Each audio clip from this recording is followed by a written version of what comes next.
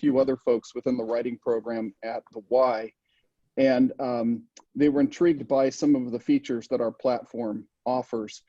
So we immediately enabled our digital tool for anybody at BYU to run a pilot. We've integrated with your digital library, and so all those resources sync up pretty well with what we do at PowerNotes. And yeah, so we've got it enabled for anyone at BYU. You just need to have a BYU email address in order to gain access to our premium version of PowerNotes. And with that, I will hand it over to Wilson Su. Wilson is the founder of PowerNotes. He's currently in Chicago, where our company is located, and he'll show you some of the features, and I think you'll see pretty quickly the benefits of the platform. All right, thanks, Todd, and thanks everyone for joining. Thanks, Mike and John, for setting this up. Again, my name is Wilson Su. I'm the founder of PowerNotes, and today we'll talk briefly about kind of the background of the company, why we exist, why we do what we want to do, and then go into a live demo where we'll show you all of the features of PowerNotes. And if you have any questions, feel free to just put them in the chat. We'll try to answer them all at the end. And we're going to be available to answer anything afterwards, either via email or through Mike. Happy to do any of that. So with that said, I'm going to jump into a little bit of why the company exists. So PowerNotes really exists because it addresses the frustrations I personally had with research and writing when I was in grad school. This was in the mid-2000s, so it was in the digital age where all of my content that I was using for my source material was online. And this was in contrast to my undergrad experience where everything was in print. And so I really saw, a lot of the benefits of doing your research in print. All of the processes I had in place, I thought really worked for me. I was actually taught how to do a lot of those things. And then you fast forward to the digital days, and I was kind of left to just kind of figure out how to, substitute my print processes for digital ones. And there was a lot of struggle there. I think a lot of students struggle with that sort of thing. There are very simple things that I think everyone knows how to do. I don't know if they know how to do it well or do it in a way that's, optimal for, the learning environment. For instance, just simple things like how do you save information from online sources? How do you organize that information? How do you annotate that information? All of those things are kind of left up to students to try to figure out as they're doing research in the online environment. People come up with their own ad hoc processes. There's probably like 2 or 3 major ways that students do all of those things. And I frankly, I didn't like any of those ways. So just to go into some specifics, when I went to law school, I was actually, in order to save information, I was just forced to copy and paste. I mean, that was the way that everyone did it. If I wanted to save information from an online source, I'd copy that information, leave my source, paste it into some other document, and I just keep doing that. And I found that like 90% of my peers did something like that. And it was just a very distracting process. And we'll talk about more of that later when we go into the demo. And then the reorganization process, that was difficult as well in the online environment. And annotation was something that most people didn't do because, again, it's going to be really hard to annotate things in the digital environment. All of those things you could pretty easily do in the physical environment. A lot of people obviously had to transcribe information from physical sources. There was no copy and paste. It was then easy to annotate that information. And then if you did it onto note cards, which is what I was taught to do, it was very easy to reorganize that information. So when you think about those two kind of modalities of where your source information came from, it really impacts, I thought, your actual writing at the end of the day. And so when we thought about PowerNotes and the struggles that we have doing research and writing in the digital space, we tried to bring back a lot of the concepts from the physical research days and kind of update it with some technology. And so now I'm going to jump into that. So I'm going to share my screen and get into some show you some real world kind of things that we do to address some of those issues. So PowerNotes is really designed to help you gather, organize, track, reorganize your research, and help you then turn it into writing. And we start by understanding that most of the people out there are going to get their research material now from digital sources. So you're looking at a browser window here. The PowerNotes comes in two parts. The first part is a browser extension.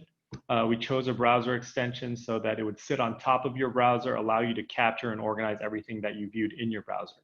That includes anything on the open web.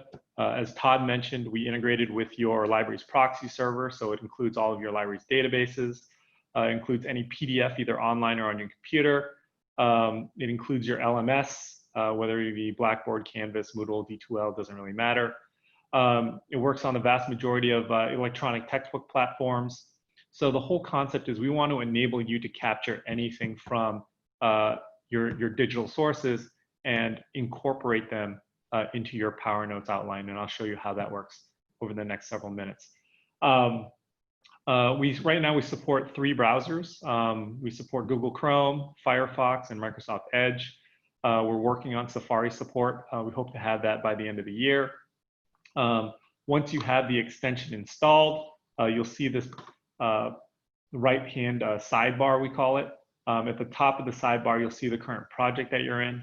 Right now, we're going to do a little highlighting demo, just to save information. It's going to save and organize and annotate, allow you to do all 3 of those things in one kind of unified process.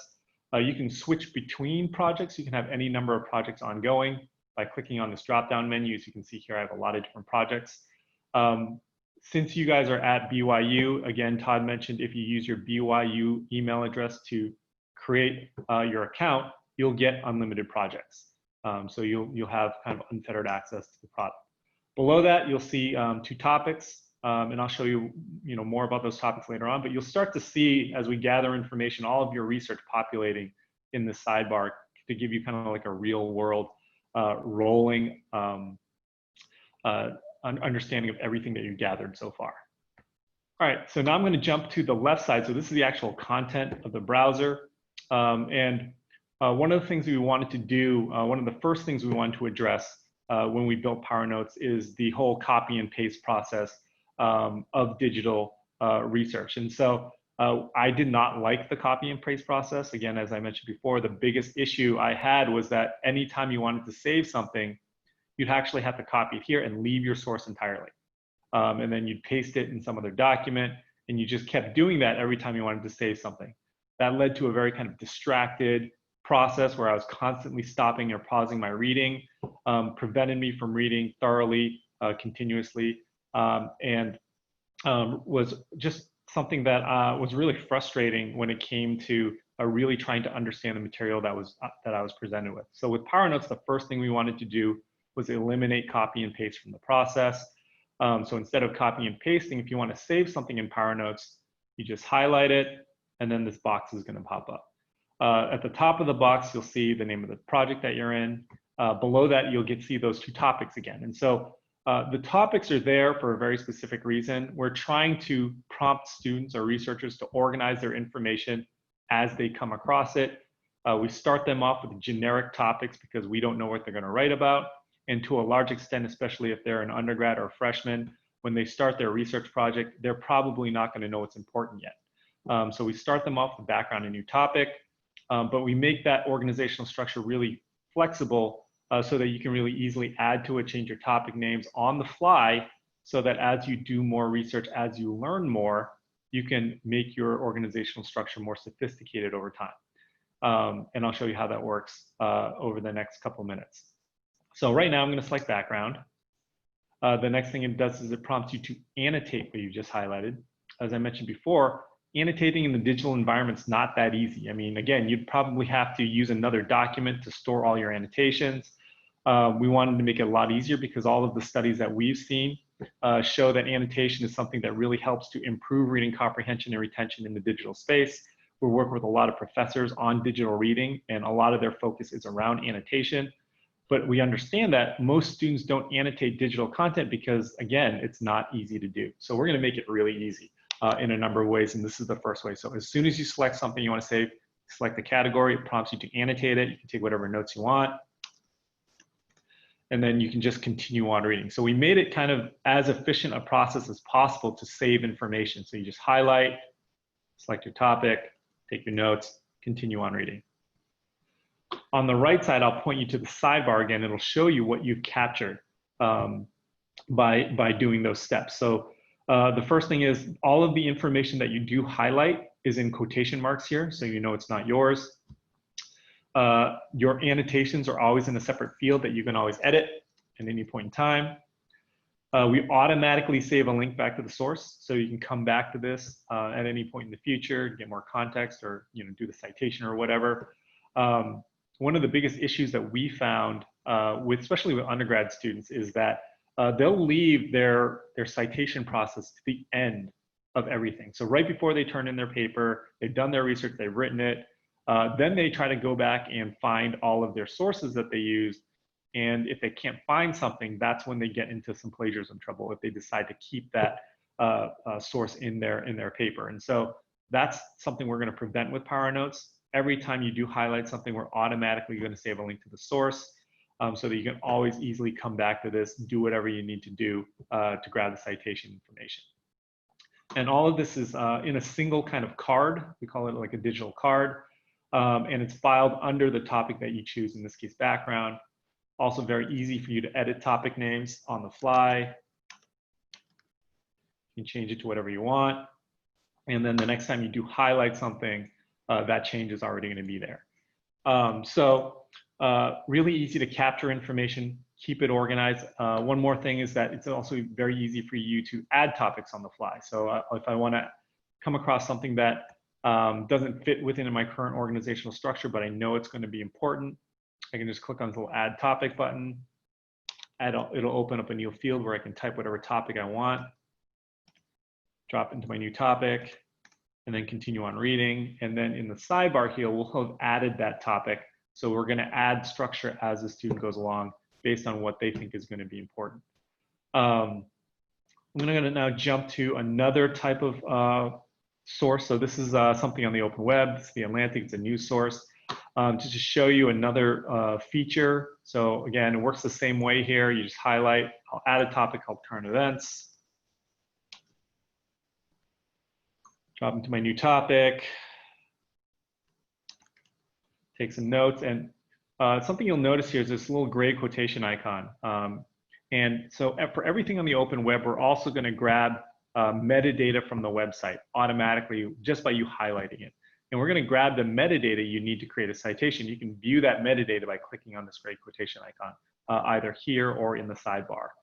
So I'm going to click on it. It'll show you the things that we capture in the background: title, date published, author, all of those things. Again, things you need to create a citation. We're just going to pull it automatically. You can do this as a student. It just takes you probably 5 or 6 rounds of copy and paste, which is, again, distracting. It's a time waste, and it doesn't really improve your knowledge of the material. And so we're going to pull it programmatically. We have a little disclaimer here for you to check the information because you can't just rely on the website to give you the right answer. You can make any edits to any of these fields except for data accessed. And when you have this box checked, it'll apply any edits that you make to everything that you highlight on this page, either retroactively or going forward. Once you click Save to Sources, it'll give you a little visual indicator that you've done that checking. So that gray quotation icon will turn green. And then anything that you then highlight after that will already have whatever edits that you made saved. And you can, obviously make additional changes as you see fit. So the whole point here is what we're trying to do is not, we don't actually format those citations. We just pull the information. We have another process that I'll show you later on for how to format. And we're going to do enhancements around formatting citations over the next few months. But what we want to do is, again, to try to promote better digital reading habits by eliminating the distraction of you needing to copy and paste all those little tidbits of information to create a citation. The next thing I want to show you, this is a newer feature, is that at any point in time, you can also save images and organize those within your PowerNotes project. So there's two ways to save images. If you come across an image you want to save, you can right-click, and then you'll see Save Image to PowerNotes. Once I do that, I'm prompted to organize my image. Once it does that, it populates the image in our dialog box. You can annotate it. And then it's just going to get saved here wherever you organize it. So you can always re-access it. It'll have a little thumbnail for you. You can re-access it by clicking on the image or the notes. You can change your notes, all that sort of stuff that you can do with any of the text things that you saved. The second way to capture images is via screenshot. So if you're on a PDF or something, or for some reason you can't right-click, you can click on the little screenshot icon. That'll let you take a screenshot. So this way you can grab the caption as well. Organize it, take your notes, and you're off and running. So pulling in images is something, again, that's new. We've only had it around for a few weeks, with the whole goal of allowing you to capture any kind of multimodal media. So right now it's text and images. We're planning on doing audio and video as well over the next several months, so that you can really capture anything and incorporate into your PowerNotes outline. Next, I'm going to jump to one of your academic databases. This is JSTOR. It's a PDF-driven database, just to show you that it works the same way on PDF. In fact, it works the exact same way. So I'm just going to highlight something, be prompted to organize it, and then take my notes. One thing we do a little differently on PDFs as well as your academic databases is we handle grabbing citation information a little differently. There's no metadata associated with this stuff. So what we're going to do is facilitate what students currently do for grabbing citations for these academic databases, which is most of the academic databases give you options for citations in different formats. And so we're going to give you a field where you can just either type it in manually or copy and paste the format that you want and attach it to this highlight. So I'm going to click on the gray quotation icon here. You'll see that field. I'll actually copy and paste the one that JSTOR gives you. I'll grab APA. I'll paste it here. You can always edit this citation. Sometimes the database has something wrong with it, like comma missing or whatever. You can make whatever edits you want to make, click Save to Sources. And so the next time you do highlight something, that'll already be there. That citation will already be there. We do have another feature for PDFs that I think has been really heavily used over the last about a year and a half since we've had it, is the ability for us to detect when a PDF is old, doesn't have a text layer, so you can't copy and paste, you can't highlight, you can't really do anything with it. What we found is that a lot of students, especially undergrad students, would just skip that source because it was difficult to work with, which is just not a good reason to, not a good way to select your sources. So we built a feature where we would actually detect whether or not that PDF had a text layer. If it did not, we would actually have a pop-up here at the top of the sidebar that would prompt the student to process it. They just click the process button, and then it would actually OCR on our server, prompt them to save the OCR version to their computer, and then they could open it up and use PowerNotes on it just like normal. So it kind of eliminated the whole need for all of your PDFs to be updated. You can use pretty much any PDF that's out there. All right, so a couple other features here in the sidebar is one is you can just bookmark anything at any point in time. If you come across something where you don't have time to read the whole article, you can just click on the little bookmark icon.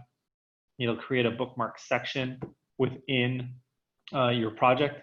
The things, we call this more of an intentional bookmark. A lot of students, when they're currently doing research and they bookmark things, they'll use their browser bookmarks, which tends to be a really disorganized mess and kind of like a combination of all their personal, academic, professional bookmarks.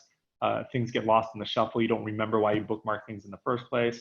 Here, again, it's attached to a project, so you at least know what project it's related to. And it's also very easy for you to annotate this bookmark. So you can say why you need to read it. so that when you do come back to it, you can just jump into it. Another feature in the sidebar is that there's these little plus icons next to each of the topic names.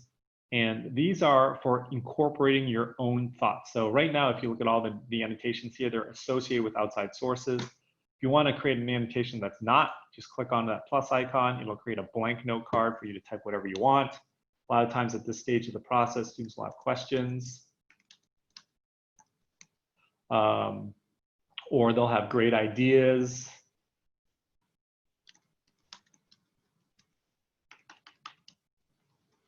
So they can memorialize all of that here. Again, the whole purpose of this is to allow really flexible annotation when you're in the digital environment without ever having you to leave your research material. So really easy for students to do that. As you can see here, what we're doing is instead of copying and pasting material, which is what most students do, into another document and having that document becoming a really long, disorganized, unruly document that a lot of students will get overwhelmed by when it comes time to assess it and reorganize it. A lot of students actually, what we found is a lot of students just skip the whole reorganization process because they don't know how to deal with that document. Word processing documents are just not designed for reorganization. If you wanted to reorganize within a word processing document, you'd have to copy and paste material either into another document or within the same document, which is cumbersome and can lead to errors. You can delete things, accidentally separate things that weren't meant to be separated. That can lead you into plagiarism trouble. So what we do is once you've kind of gathered this initial outline, because you're structuring your content, your research as you do your research, at some point you can then go to what we call the project outline, which is the second part of PowerNotes. And you can access this project outline by clicking on the project outline link at the top of the sidebar. And that'll take you to the second part of PowerNotes, which is in our web app. So you'll see here all of the same information that was in the sidebar. Here it's on its own page. Here's where we really wanted students to focus on reorganization. And this is the part about the transition from print to digital that I thought hurt the most from my own writing perspective, which is, things were easy again using the note cards, or relatively easy to reorganize in the print days. But then when you went to digital, all you're left with was copy and paste. And so that became a lot harder to reorganize. Again, a lot of students just don't do it because it's not easy to do in that word processing document. Here we built an interface designed specifically for reorganization, and it's based on the note cards we used to use in the print days. And so each one of these pieces of research that we captured is on a digital note card that you can just drag and drop around to reorganize. The whole point is we wanted an interface that was a lot more intuitive for students. We put this in front of students and tell them to reorganize. They just start dragging and dropping. They don't need to be trained on any of this stuff. There's also a menu attached to each card. So when you click on the menu, it'll allow you to delete cards that are no longer relevant. For instance, if I've answered this question, I can delete it. I can move things a longer distance. So if I want to move this to a topic that's far away, I don't have to drag and drop it because that can be cumbersome as well. I can just click on the menu to move it into a different topic. I can also duplicate it in the same project and move it to a different topic, or copy it into a different project altogether. So there's a lot of options you can do to manipulate your data. That menu also exists for your topics. So you can, for any topic, delete the topic, move the topic to another project, or copy the topic into another project.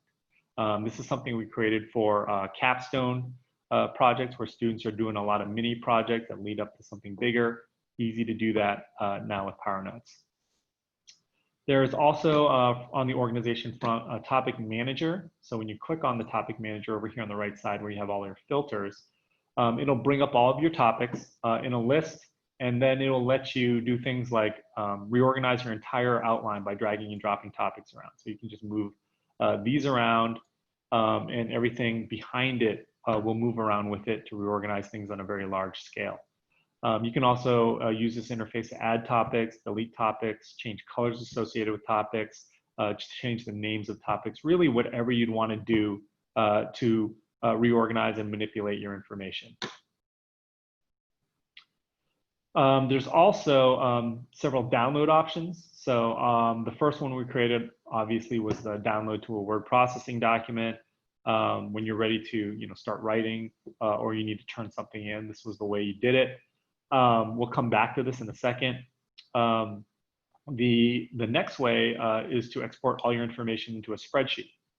Both of these can be exported and viewed in either the Google Apps Suite or the Microsoft Suite. The spreadsheet options were things that we first started working on with our partner schools. So the first one specifically of our three formats, our three spreadsheet formats, we built for the University of Pennsylvania in their first year writing program. In that program, they do a lit review and they use a rubric to teach their students how to analyze and synthesize articles. I'll give you an example. I'll show you the rubric for one of their classes. So this is one of their rubrics. So what they have their students do, instead of creating topics on the fly as they're doing their research, this is an assignment that's pre their research project. It's before that. So they're teaching them these basic skills that they'll be using in that larger research project. And so they're teaching analysis and synthesis here, and they're using this rubric. And as the way to put it into PowerNotes and turn it into an assignment is they'll tell their students to create a project specifically for this assignment, create these topics. Each item in the rubric is a separate topic. Once they do that, then they'll go off and find several articles, read and analyze those articles, identify each item in the rubric for each article. Once they get through several articles, then they're going to go to that Excel download. And it's going to format things a very specific way. And this is an example of that format. So all of their topics, so the items in the rubric, this just happens to be a different rubric. This is a critical reading rubric, but you can use any rubric that you want. All of their topics are across the first row, so the items in the rubric, and then all of the sources that they found are down the first column. And so every individual cell in between has the item that they found in each article that's relevant to each item in the rubric. And then what they'll have their students do is create a column on the right called analysis. And if they're doing the analysis of an article, they're just summarizing across the rows, filling in this cell on the right.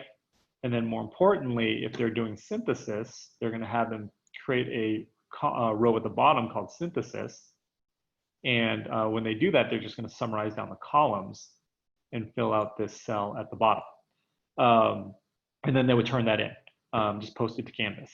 And so what they found is that this was a lot more intuitive for students to understand synthesis and analysis and the difference between the two, and it gave them a practical way to do synthesis across any number of sources. As I mentioned, there are three Excel formats. The second one is closely related to this. It's just the opposite. So if you transpose these two columns, the two axes, the second format has your sources across the top row, and then your topics down the first column. We have a lot of PhD students that use the product, and this is the way they did their lit review. So we gave them this format. And then the third format is specific to law school, where they have all of their sources or cases in the first column, the citations in the second column, the topics in the third column, the notes in the fourth column, and then the quotes in the fifth column. So one of the things I do want to emphasize is that we actively work with all of our educational partners. We do consistently build or features for for their use, and a lot of times, a lot of other schools will use it as well and adopt it over time. So like the Penn spreadsheet, this one you're looking at, has been used by a lot of schools since we built it. All right, another quick feature, it's not actually necessarily a feature, it's more of a technique, is something that we call outline transformations. So if you look at the topics that I have here, they're fairly consistent with the student kind of coming up with topics on the fly as they do their research. So they're very kind of like high level, fact-based organization, which is great for creating some structure, but it's not rhetorical. It doesn't make an argument. So it's probably not going to be how their paper's organized. So how do they make that transition? One of the things that we worked on with USC's writing program is something that we call outline transformation. So where you can take this outline, this initial outline, and transform it into a completely different outline using our interface. And so I'll give you a generic example here, but I think you'll get the point. So you can start adding topics and creating a whole nother outline underneath your current outline. So I just did a quick one right here. Right now, there's nothing in it, but then you can use the PowerNotes interface to repurpose pieces of research from being in your research outline to supporting specific sections of your paper. And I'm just going to do that quickly here.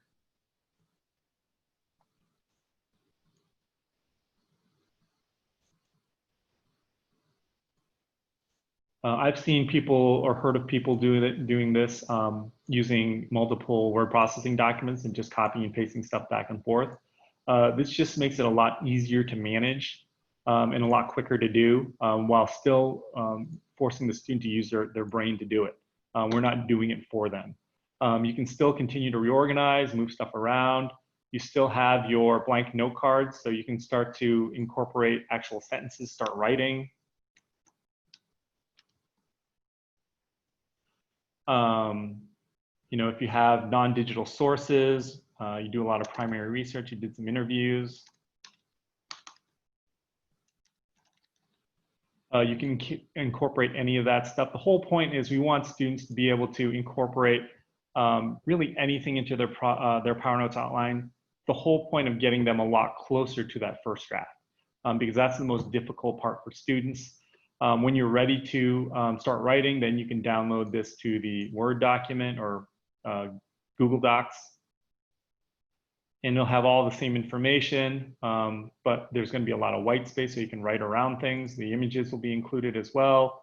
And these are all live links back to the sources as well. So you can really start formatting, you know, building out your arguments, reformatting, and then having something that's a lot closer to what your paper is going to be. Now, initially, professors started using this to provide feedback to students. So they would have their student turn this in as part of the review process. But recently, we built another feature to kind of make this obsolete because it was kind of cumbersome for them to review it this way. And it only gave them one snapshot in time.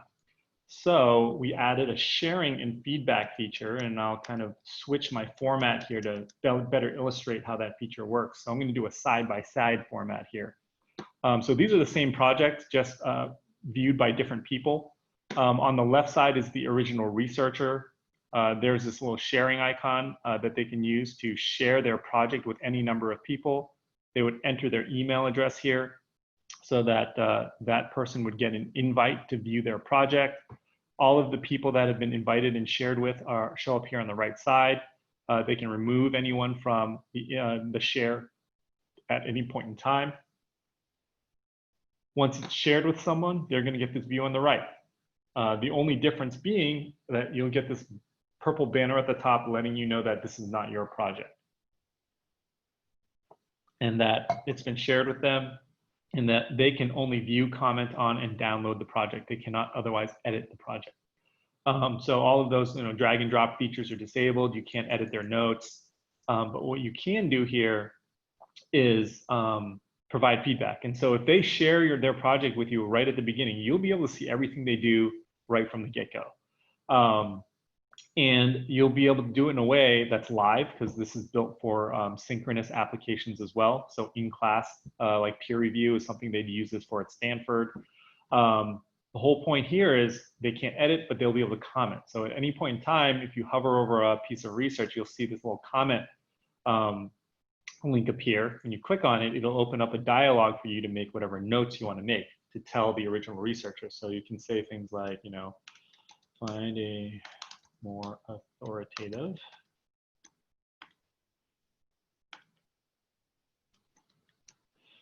All right, once they do that, the researcher will immediately get a notification saying, hey, you know what, someone made a comment, this is what it is, and they can comment right back. Again, so this is live. So as soon as I hit enter, it'll show up here in real time.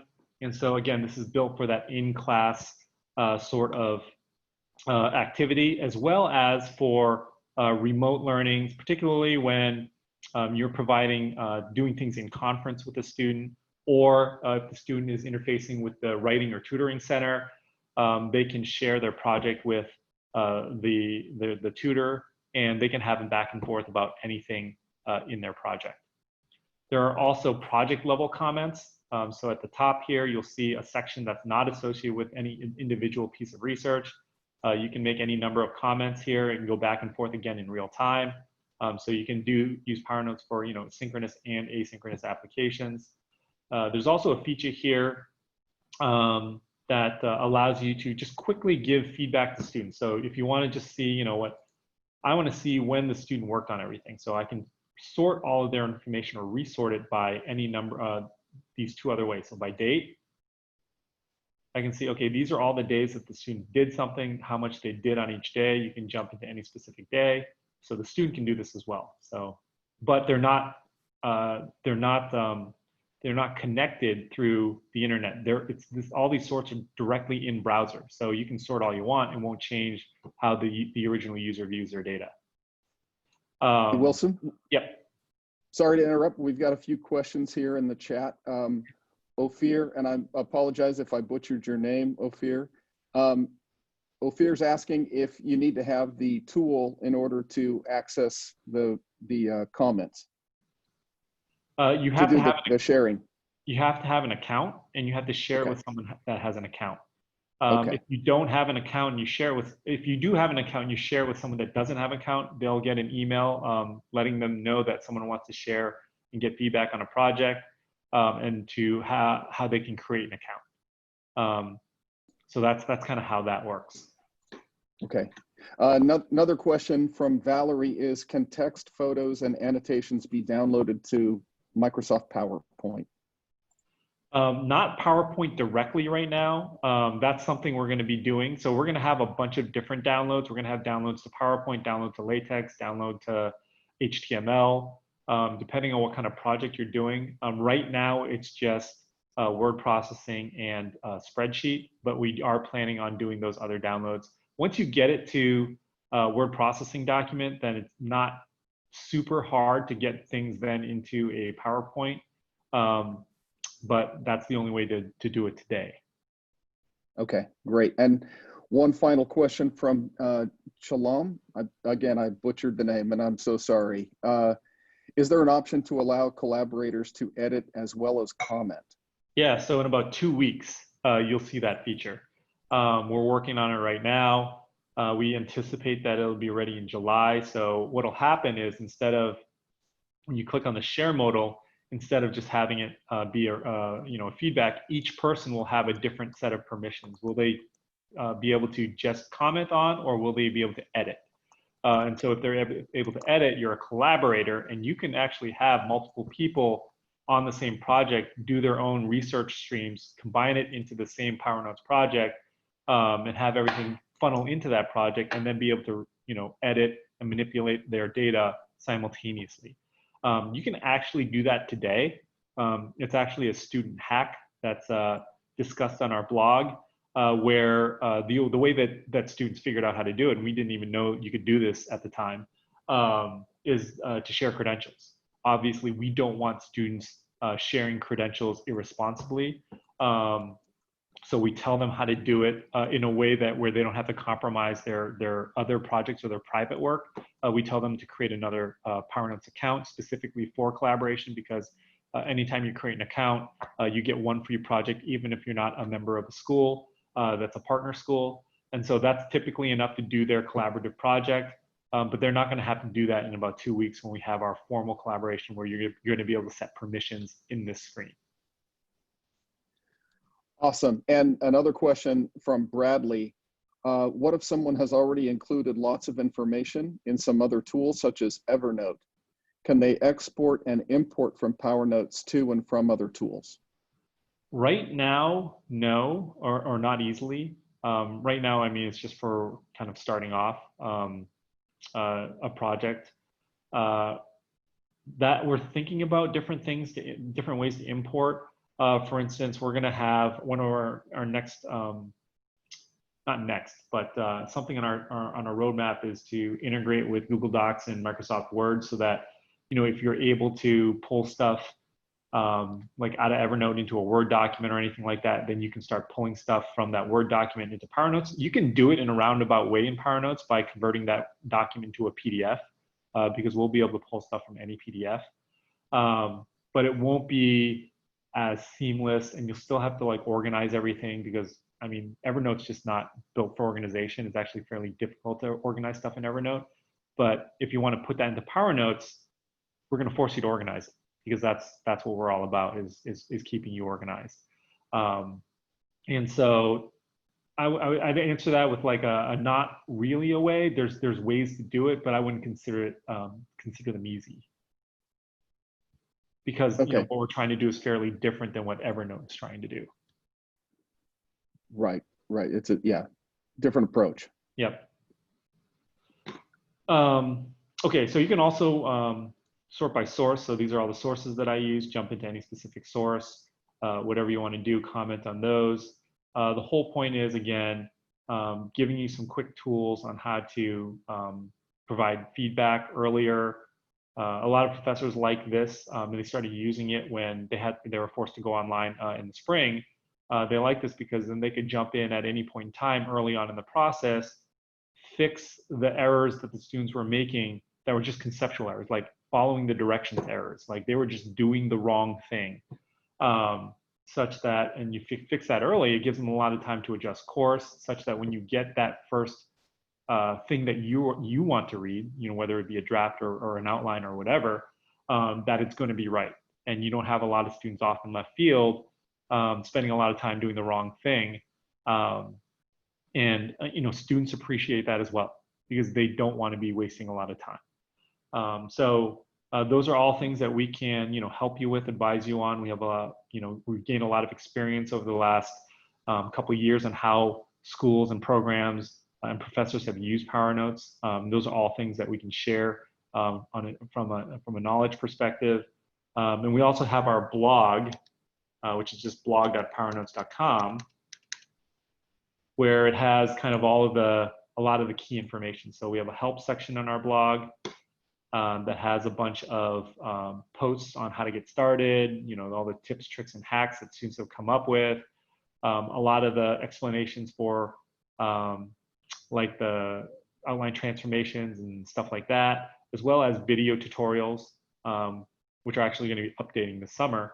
And we also have a whole section for educators.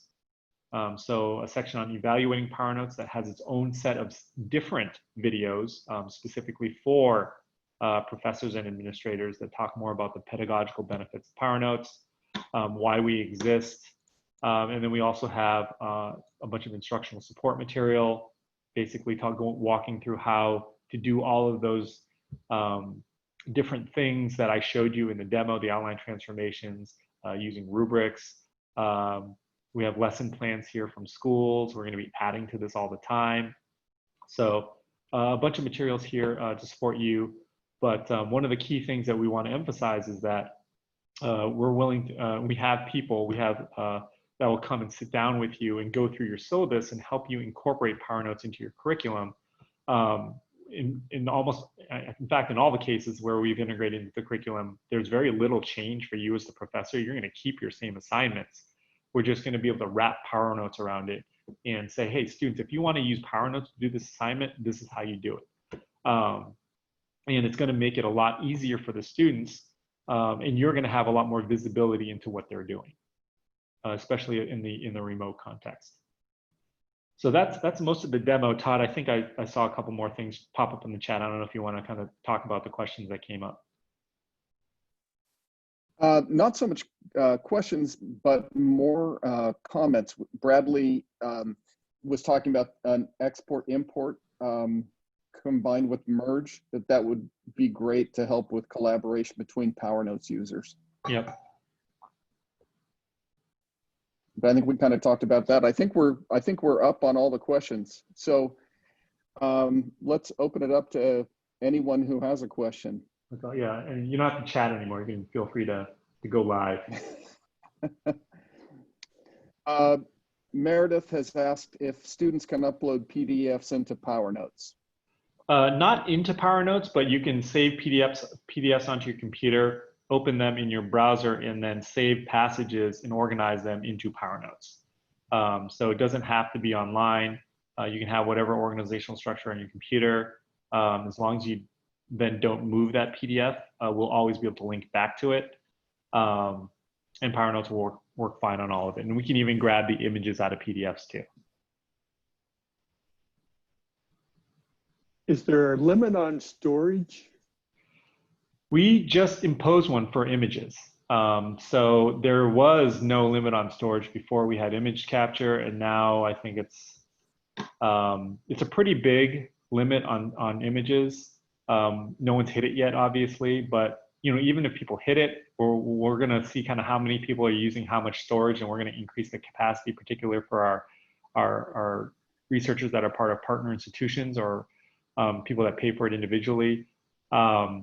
It's more of an experiment right now of just trying to understand how much a typical user uses in terms of storage. So I would say right now there's no storage limit because we're trying to identify if we should have one and what it should be. Awesome. Bradley also asked which browsers are best for PowerNotes. Yeah, so we started with Chrome, and that was our original and the one that we've had the most experience with. We incorporated Firefox last year, so that's been working really well.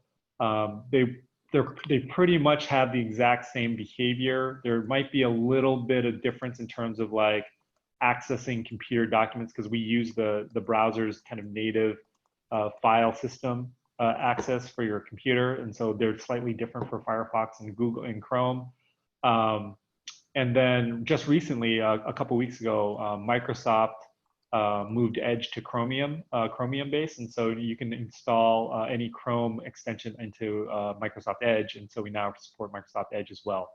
And as far as I can tell, it works exactly like Chrome because it's basically built on Chrome. Safari is pretty different than the other browsers, and we're going to be working on that later this summer, early fall. Awesome. Any other questions?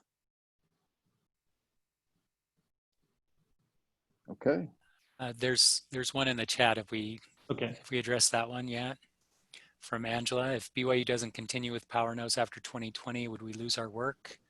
No. So the way that our licensing works is that obviously anyone that's a member of a partner school gets unlimited projects. The other thing that's a little different with respect to a premium account and a free account is the limitation on the OCR. So you can OCR any number of pages with a premium account.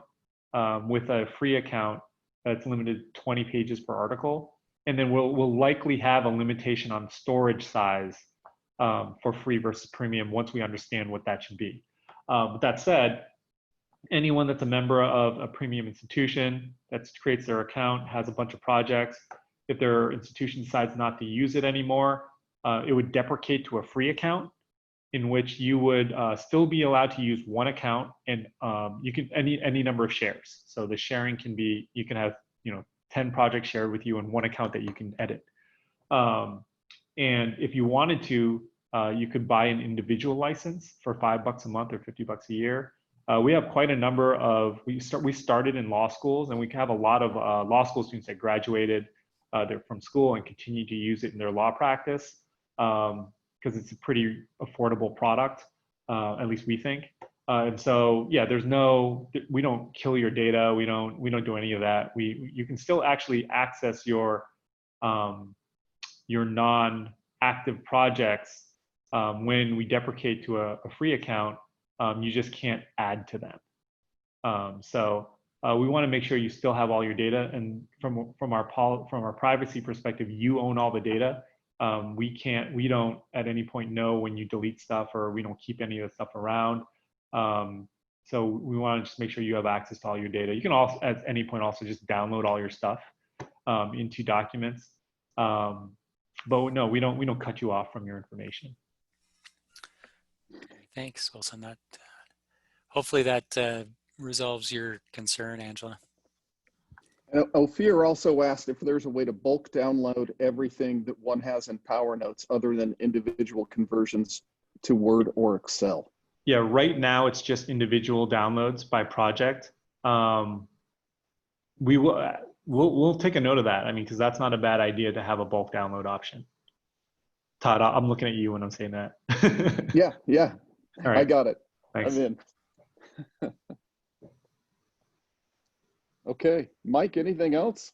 Any other questions? I'm not seeing any others. We can keep the lines open for a minute for other questions. I don't know if you guys wanted to invite John to kind of share his vision of where we might use this tool, as John works in writing across the curriculum and here at BYU. And